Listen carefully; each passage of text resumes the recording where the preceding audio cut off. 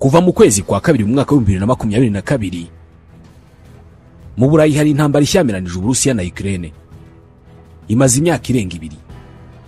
Gusa abasesengura iby'iyi ntambara bagaragaza ko nubwo havugwa Ukraine ko ari yirwana n'Uburusiya, ariko ngo ntabwo ari yirwana intambara, ahubwo hararwana ibihugu byo mu burengerazuba bw'Uburayi ndetse na Leta Zunze Ubumwe za Amerika bihuriye mu muryango wa OTAN. Ibi bihugu ngo nibyo bihanganye n'Uburusiya bwa Vladimir Putin. Uyu muryango wa OTAN ni umwe mu miryango ikomeye ku isi, yanageze kuri byinshi, aho wagiye mu ntambara nyinshi kuva washingwa kugeza uyu munsi. Ni umuryango wakunze kuvugwa, bamwe bavuga ubuhangange bwawo, abandi bakavuga intambara wagiye ushoza zigakorwamo ibikorwa bitavugwaho rumwe. Gusa byafashe indi ntera ubwo intambara y'Uburusiya na Ukraine yatangiraga. Kuva icyo gihe ibinyamakuru by'isi yose byandika umuryango witwa OTAN n'ubufasha bwawo uha Ukraine kugira ngo ikomeze guhangana n'Uburusiya. Gusa uyu muryango wa OTAN ntabwo ari benshi bawuzi, rwose usanga benshi banawibazaho ibibazo byinshi. Bamwe batari ko OTAN ni iki, iteye ite, ibamo bande, iyoborwa nande, kuki ifasha Ukraine, ubundi OTAN ipfana iki n'Uburusiya? Ibi byose reka tubivugeho. Ni umuryango wamenyekanye cyane mu ntambara zo muri iki kinyejana cya 21 nk'intambara yo muri Iraq na Afghanistan, ariko n'ubundi abigiye hejuru mu myaka banawumvise mu ntambara zabayeho mu mpera z'ikinyejana cya 20. OTAN ni ijambo ry'impine rigizwe n'inyuguti enye, O, T, A na N, bagasoma OTAN. Mu Gifaransa ni Organisation du Traité de l'Atlantique Nord, mu Cyongereza ni North Atlantic Treaty Organization cyangwa se NATO. Ni umuryango wo gutabarana. Ni umuryango washinzwe n'ibihugu byo mu gice cy'amajyaruguru y'isi cyangwa se mu gice cy'amajyaruguru ya Atlantique, ni ukuvuga ibihugu by'Uburayi wongeyeho n'ibyo mu majyaruguru ya Amerika nka Canada na Leta Zunze Ubumwe za Amerika, biri ruguru y'umurongo ntekerezo wa Tropique de Cancer. Ibi bihugu byishyize hamwe mu bufatanye bwa gisirikare bigamije gutabarana muri icyo gice kiri hejuru y'umurongo muhimbano wa Tropique de Cancer, igice cyiswe cy'amajyaruguru ya Atlantique. Uyu muryango wa OTAN watangijwe mu masezerano yiswe North Atlantic Treaty, yasinywe ku itariki ya 4 y'ukwezi kwa 4 mu 1949 hagati y'ibihugu 12 birimo Ubwongereza, Ubufaransa, Leta Zunze Ubumwe za Amerika, Ububiligi, Luxembourg, Ubuholandi, Canada, Portugal, Ubutaliyani, Norvège, Denmark ndetse na Islande. Aya masezerano yaragamije ubufatanye mu bya gisirikare mu bijyanye no gutabarana mu gihe igihugu kinyamuryango cya OTAN cyaba kigabweho ibitero n'ibihugu by'umwanzi. Ukurikije igihe umuryango washingiwe, umwanzi wavugwaga yari ibihugu byari byishyize hamwe by'abasosiyaliste b'abasoviete cyangwa ibihugu by'inshuti z'abasoviete nk'Ubudage bw'Uburasirazuba n'ibindi. Mu buryo bwumvikana neza, umuryango wa OTAN wahise ufata uruhande mu ntambara y'ubutita, kubera ko utarinze kubaza byinshi uhita wumva neza ko OTAN rwari uruhande rw'abakapitaliste rwari ruyobowe na Leta Zunze Ubumwe za Amerika, rwari ruhanganye n'urw'abakomuniste rwari ruyobowe n'abasoviete muri iyo ntambara y'ubutita nyine. Icyiciro cy'uyu muryango wa OTAN cyahise gishyirwa i Burayi mu mujyi wa Brussels mu Bubiligi, kugeza n'ubu niho kiri. Nubwo ibihugu birebwa n'aya masezerano ari ibyo mu gice cy'amajyaruguru y'isi, ariko n'ibyo ku yindi migabane y'isi birebwa n'aya masezerano. Ahangaho ubyumve neza ko nk'ubu ibihugu nk'Ubwongereza bufite ibirwa mu nyanja ya Pacifique, ubwo ibyo birwa by'Ubwongereza birebwa n'aya masezerano ashyiraho OTAN. Urundi rugero rwumvikana neza ni uko amasezerano yashyizeho umuryango wa OTAN yakomeje gufata Algeria nk'igice cy'Ubufaransa kugeza ku itariki ya 3 mu kwa 7 mu 1962. Umuryango wa OTAN ufite inzego zubatse neza mu nzego za politike ndetse n'iza gisirikare. Ni umuryango uyoborwa n'uwitwa umunyamabanga mukuru. Uyobora uyu munsi yitwa Jens Stoltenberg. Kuva mu kwezi kwa 10 mu mwaka wa 2014 kugeza n'ubu, uyu nguyu afite inshingano zo gukurikirana ibikorwa by'uyu muryango umunsi ku wundi. Muri OTAN hari urwego rwitwa North Atlantic Council ruba rugizwe n'abahagarariye abayobozi bakuru b'ibihugu na za guverinoma z'ibihugu bya OTAN. Bagira inama iterana rimwe mu cyumweru ikayoborwa n'umunyamabanga mukuru n'ifatirwamo ibyemezo biyobora umuryango. Nanone hari urundi rwego rwitwa Military Committee ruba rugizwe n'abahagarariye ba minisitiri b'ingabo b'ibihugu bibarizwa muri uyu muryango. Aba nibo bafite inshingano zo gukora no gusesengura ibijyanye n'igisirikare mu bihugu binyamuryango, ndetse uru rwego ni narwo rugenga ibijyanye n'imirimo n'imikorere ya gisirikare muri OTAN. Hari urundi rwego rwitwa NATO Parliamentary Assembly, ni igisa n'aho ariyo nteko ishinga amategeko ya OTAN. Iterana buri mezi 6 igafatirwamo ibyemezo bikomeye ndetse ikemerezwamo bimwe mu byemezo bigena imirongo migari igenderwaho muri OTAN. Uretse izi nzego zose, nanone hariho urundi rwego rusa n'aho ari rwo rukomeye muri OTAN.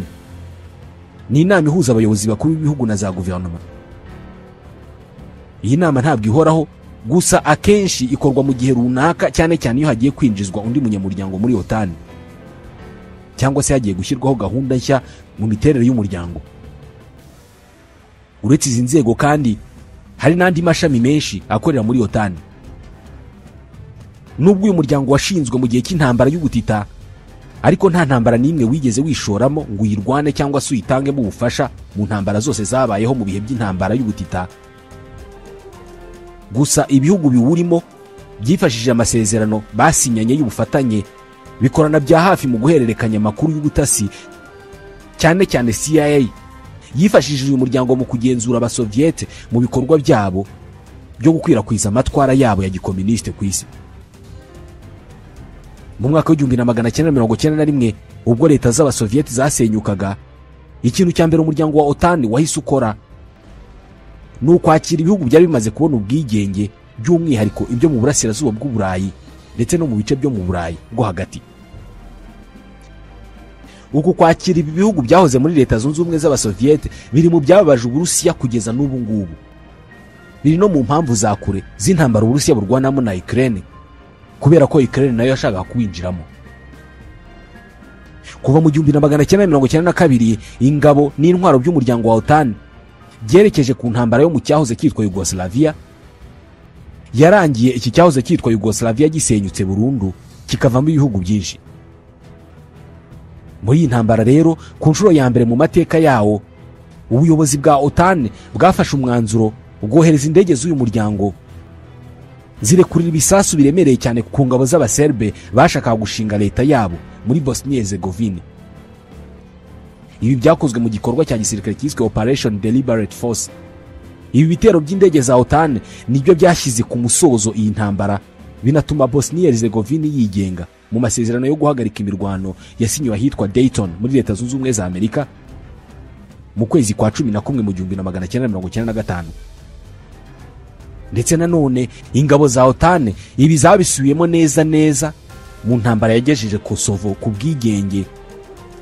Nyuma y'ibitero by'indege z'uyu muryango byamaze iminsi 78 kuva ku itariki ya 24 mu kwa gatatu mu 1999, mu bikorwa bya gisirikare byatumye ku itariki ya 11 mu kwezi kwa gatandatu muri uwo mwaka wari perezida w'icyahoze ari Yugoslavia Bwana Slobodan Milosevic ava ku izima, yemera ko muri Kosovo haza ingabo zo kubungabunga amahoro.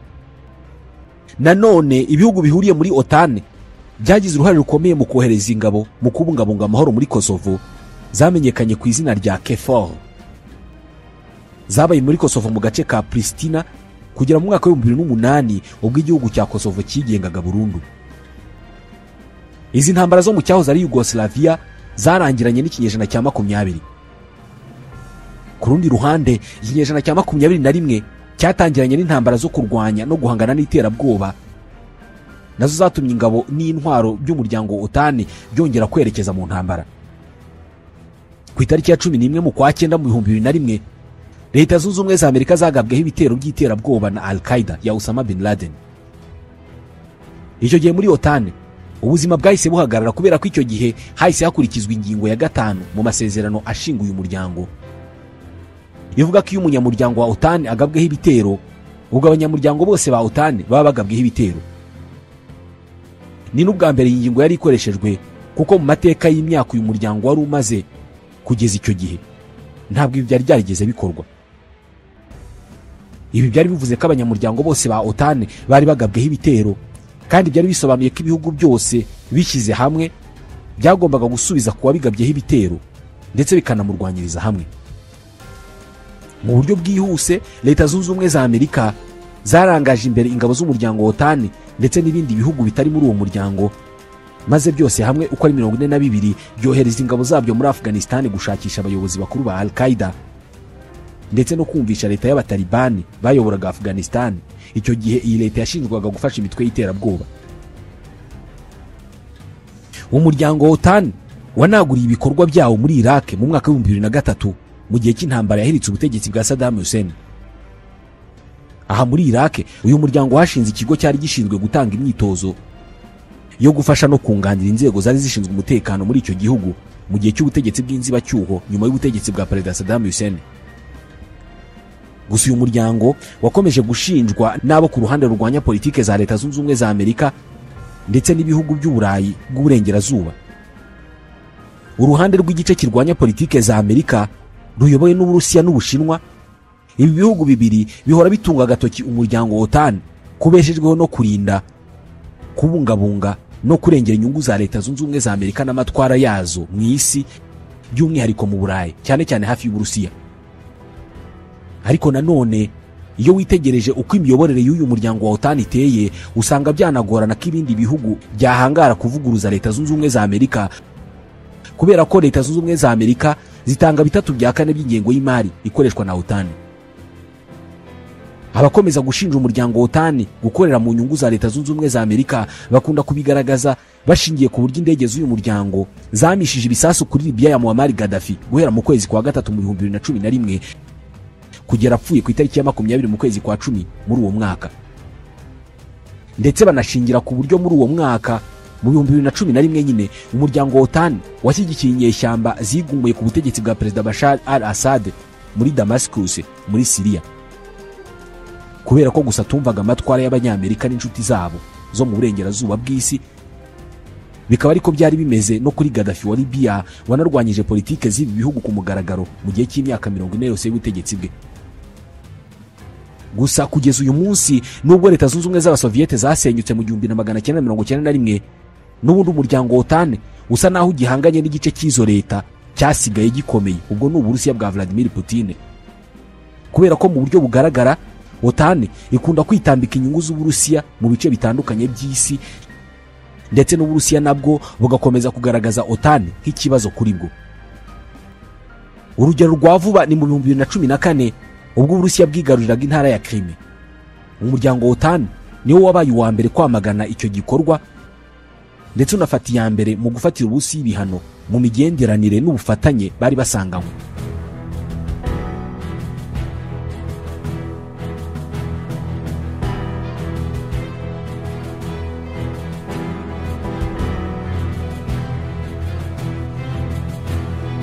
Nanone kandi leta ya Moscow buri gihe igaragaza ko ibigo bya gisirikare bya Leta Zunze Ubumwe za Amerika bishinze mu bihugu bihuriye na Leta Zunze Ubumwe za Amerika muri OTAN, nko muri Pologne, Ubudage no muri Turukiye. Ibi ngibi ngo ntabwo ari ikintu kiza ku mutekano w'Uburusiya, ariko ibintu byagiye ku rundi rwego binavamo intambara yeruye hagati y'Uburusiya n'umuryango wa OTAN, ubwo uyu muryango wa OTAN wageragezaga kwinjiza igihugu cya Ukraine mu banyamuryango bawo. Ibyo umutegetsi w'ikirenga w'Uburusiya, umutasi wa KGB, ntabwo yabyemeye na gato, ahubwo yahisemo gutangiza intambara kuri Ukraine agira ngo yigarurire ubutegetsi bwa Kiev, ahagarike burundu ibyo bikorwa bya OTAN yita iby'ubushotoranyi mu marembo y'Uburusiya. Intambara igitangira ku itariki ya 24 y'ukwa kabiri mu 2022, umuryango wa OTAN nawo warahiriye kurinda igihugu cya Ukraine ku kiguzi cyose byasaba, maze uyirundira intwaro n'amafaranga Ukraine ibasha kwirwanaho imbere y'igisirikare gikomeye ku isi cy'Uburusiya. Inkunga ya OTAN biciye mu bihugu binyamuryango birangajwe imbere na Leta Zunze Ubumwe za Amerika, Ubwongereza, Ubufaransa, Ubudage ndetse na Pologne mu buryo budaciye ku ruhande, niyo yatumye Ukraine imaze amezi agera kuri 26 yihagazeho imbere y'igisirikare cy'Uburusiya. Mu minsi ya mbere igisirikare cy'Uburusiya cyagerageje gufata umujyi wa Kiev ngo gihiri ku butegetsi bwa Zelensky, ariko OTAN n'ubufasha bwayo baritambika. Ibi byatumye Vladimir Putin ahitamo guhindukiza ingabo ze ajya kurwanira mu bice by'uburasirazuba bwa Luhansk na Donetsk. Ubufasha bwa OTAN kuri Ukraine bwabaye igihamya ntashidikanywa cy'uko koko Uburusiya uwo buhanganye nawe atari Ukraine ahubwo ari OTAN. Kuko nk'ubwo Ukraine igitangizwaho intambara, umuryango wa OTAN ntabwo wongeye kuvuga ibyo kwinjiza Ukraine muri wo kubera ko yari mu ntambara, ahubwo umuryango wa OTAN wari wiyemeje gushinga ibirindiro ku mipaka y'Uburusiya uhereye kuri Ukraine. Wahise uhindura umuvuno, utangira urugendo rwo kwinjiza ibihugu bya Finland na Sweden bihuje imipaka n'Uburusiya. Ibi byagezweho kubera ko mu gihe Uburusiya bwari bwashyize imbaraga kuri Ukraine ngo itinjira muri OTAN, abandi baturanyi ba Ukraine babiri, Finland na Sweden, bahise bajya muri OTAN. Byatangiranye na Finland mu 2023 ndetse na Sweden yinjiye muri OTAN mu 2024 nyuma y'uko yari yatambamiwe na Turukiya. Ibi nabyo ni ibyihariye muri uyu muryango, kubera ko kugira ngo uwinjiremo nk'umunyamuryango mushya, abanyamuryango bose, ubwo ni ibihugu byose biwurimo, bigomba kukwemerera, kubera ko iyi ngingo niyo yatumye Sweden itinda, kuko Turukiya yari yarayitsembeye, ariko yaje kuva ku izima ejo bundi ahangaha rwose, ku buryo Sweden yinjiye muri OTAN ku itariki ya 7 y'ukwa gatatu mu 2024. Ibi rero byo gufasha Ukraine mu ntambara ihanganyemo n'Uburusiya kuva yatangira mu 2022 ndetse no kwinjiza mu bihugu bituranye n'Uburusiya muri uyu muryango bya Finland na Sweden, byatumye abashinja OTAN gushaka gusenya Uburusiya no gukwirakwiza amatwara ya gikapitaliste, ndetse na mpatsi ibihugu ya Leta Zunze Ubumwe za Amerika n'inshuti zaba z'abanyaburayi zigira imbaraga.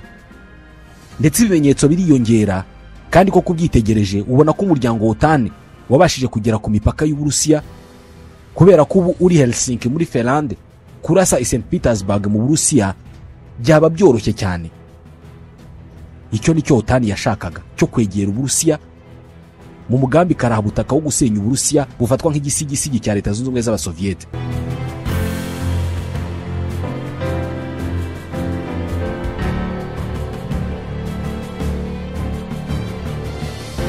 Gusa nubwo abashinja umuryango OTAN ibikorwa by'umwijima ari benshi kandi bakaba bafite ibimenyetso bigaragara, ku rundi ruhande hari ibindi byiza byakozwe n'uyu muryango, kubera ko rwose nta numwe wakwirengagiza uburyo wagize uruhare rukomeye mu guhashya ba rushimusi b'abarwanyi bo mu mutwe w'iterabwoba wa Islam wa Al-Shabaab muri Somalia, bashimutaga amato mu nyanja y'Ubuhindi.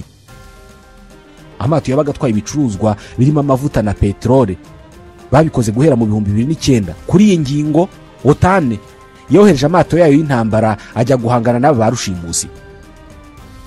Gusa ku rundi ruhande nanone, biciye muri OTAN, ikigo cy'ubutasi cya Leta Zunze Ubumwe za Amerika CIA kiracyabona amakuru ku buryo bworoshye cyane, nanone hashingiwe ku masezerano y'ubufatanye hagati y'ibihugu byo muri OTAN. Kugeza ubu bisa naho Leta Zunze Ubumwe za Amerika zitakwemera ko hari uhungabanya OTAN, kubera ko mu buryo budasubirwaho iyi OTAN ni umuryango wa Amerika yifashisha muri politike zayo nyinshi kuri uyu mubumbe. Mu 1949 ibi bihugu byatangiye uyu muryango wa OTAN byari 12, ariko ubu ngubu byaragutse cyane ku buryo bigeze kuri 32. Birimo Macedonia y'Amajyaruguru yinjiye ku itariki ya 27 y'ukwa gatatu mu 2020, Finland yinjiye muri OTAN ku itariki ya 4 y'ukwa 4 mu 2023, na Sweden iheruka kwinjira ejo bundi ku itariki ya 7 y'ukwa gatatu mu 2024. Ibi nibyo bihugu biheruka, ndetse kandi ubu hari ibihugu bitegerejwe kurebwa niba koko byaba ibinyamuryango bya OTAN, birimo Ukraine iri mu ntambara n'Uburusiya, intambara inarwaniramo kujya muri uyu muryango nyine, birimo Bosnia Herzegovine ndetse na Georgia. Georgia nayo ni igihugu Uburusiya bwagaragaje ko butifuza ko cyajya muri OTAN, kubera ko buvuga ko kwaba ari ugusatirwa n'uyu muryango. Ubu rero tuvugana, ibihugu 32 bigize OTAN ni Leta Zunze Ubumwe za Amerika, Ubwongereza, Ubufaransa, Ububiligi, Turukiya, Espagne, Slovenia, Slovakia, Rumania, Portugal, Pologne, Norvège, Macedonia y'Amajyaruguru, Ubuholandi, Montenegro, Luxembourg, Lithuania, Ubutaliyani, Hongria, Ubugereki, Ubudage, Estonia, Denmark, Repubulika ya Czech, Canada, Croatia, Bulgaria, Islande, Latvia, Albania, Finlande ndetse na Swede. Muri ibi bihugu icyaterwa icyo ari cyo cyose ibindi byose byahurura.